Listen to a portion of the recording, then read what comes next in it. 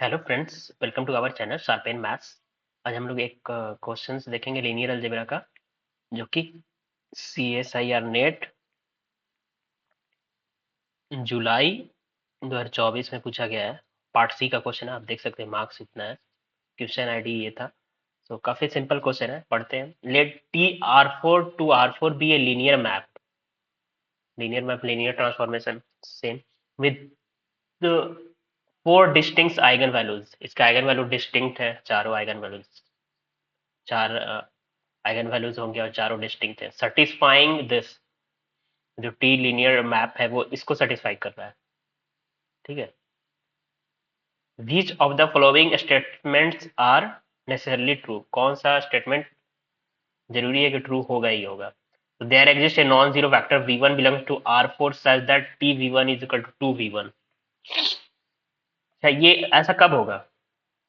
कोई भी ट्रांसफॉर्मेशन के लिए, मैट्रिक्स के लिए, नॉन जीरो वेक्टर के लिए T p1 2p1 हो रहा है, इसका मतलब क्या है कि ये ट्रांसफॉर्मेशन का एक आइगन वैल्यूज क्या होगा? 2 होगा। और उसके corresponding that v1 eigen vector होगा। आइगन वेक्टर का डिफिनेशन यही होता है ना, कोई भी एक नॉन जीरो वेक्टर मिल जाए जिसपे ट्रांसफॉर्मेशन ऑपरेट करे तो some scalar multiple of that vector आना चाहिए। तो सम स्केलर मल्टीपल के यहाँ पे 2 आ रहा है, इसका मतलब इस ट्रांसफॉर्मेशन का एक आइगन वैल्यूज क्या है? 2 आएगा, 2 होगा। यही आइगन वैल्यूज भी होता है। So there exists a non-zero vector v2 belongs to R4 such that t v2 is equal to v2। अब यहाँ पे देखोगे तो v2 eigen value eigen vector किस आइगन वैल्यू के करस्पॉन्डिंग होगा? tv is equal to lambda भी लेते हैं नॉन जीरो वेक्टर के लिए, t ऑपरेट करते हैं तो some scalar multiplication of that vector आ जाता है, तो वो स्केलर मल्टीप्लिकेशन आइगन वैल्यूज होता है। v नॉन जीरो वेक्टर उस आइगन वैल्यू के करस्पॉन्डिंग आइगन वेक्टर होता है। तो यहाँ पे इस v2 के करस्पॉन्डिंग ये क्या बता रहा है हमारा कि t आइगन वैल्यू के करस्पॉन्डिंग एक आइगन वैल्यू 1 होगा। ये हम चेक करना होगा कि ऐसा होगा कि नहीं, विद गिवन क्वेश्चंस के स्टेटमेंट्स के हेल्प से। For every non zero vector v belongs to R4, the set 2v and 3tv is linearly independent. ये सेट जो है लीनियरली इंडिपेंडेंट होगा। t is one one function. ठीक है। तो गिवन मैट्रिक्स किसको सेटिस्फाई कर रहा है? T4 -15 t² plus 10t plus 24 i is equal to 0। तो अगर फर्स्ट ऑप्शन ट्रू है तो दो आइगन वैल्यूज होगा। दो आइगन वैल्यू, एक इस गिवन लीनियर मैप का एक दो आइगन वैल्यू होगा 2। तो 2 आइगन वैल्यू होगा इसको। तो 2 अगर इसमें सेटिस्फाई करेंगे, 2 अगर इसमें पुट करेंगे तो ये सेटिस्फाई करेगा, यानी 0 देगा, सोल्यूशन होगा इसका।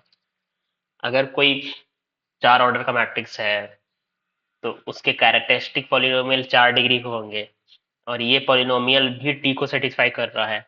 इसका मतलब that will be the characteristic polynomial of given linear map T. So 2 in power 4 15 into 2² plus 10 into 2 plus 24i।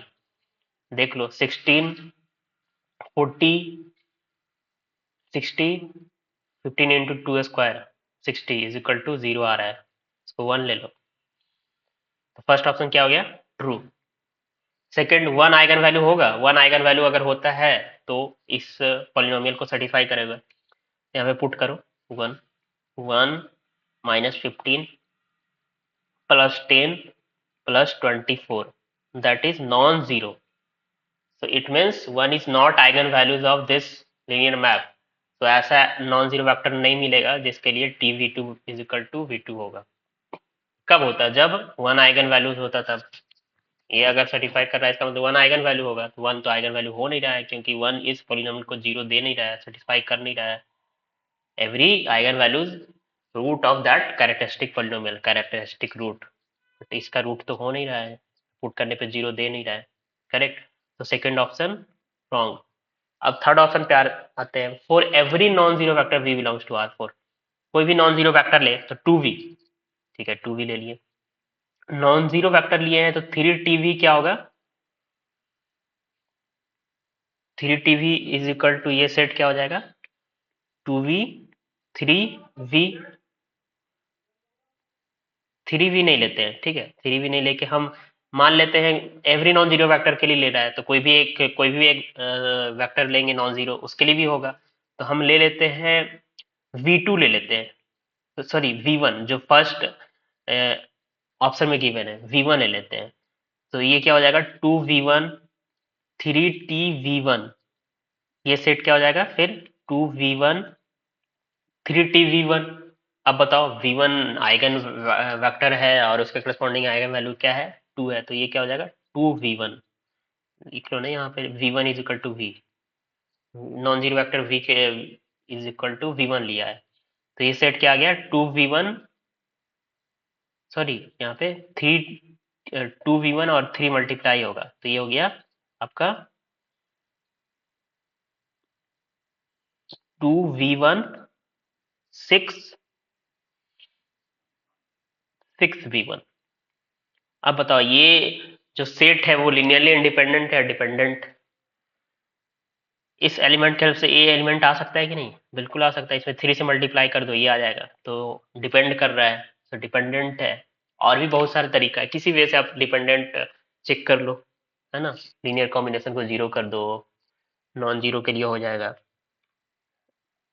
तो ये मैं अभी नहीं बता रहा हूँ, तो लीनियरली डिपेंडेंट होगा सेट, तो ये ऑप्शन एक एवरी नॉन जीरो के लिए बोला था, एक नॉन जीरो के लिए भी ये हो गया, तो ये ऑप्शन रॉन्ग हो गया।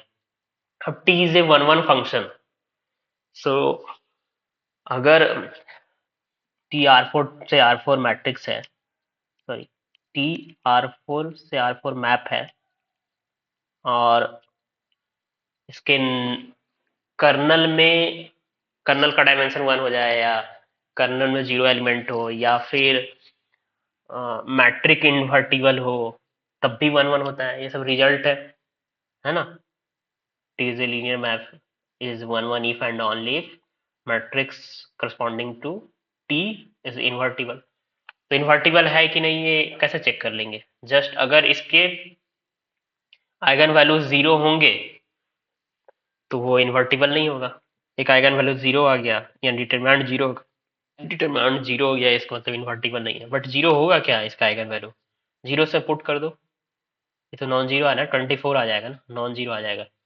सो टी इज वन वन,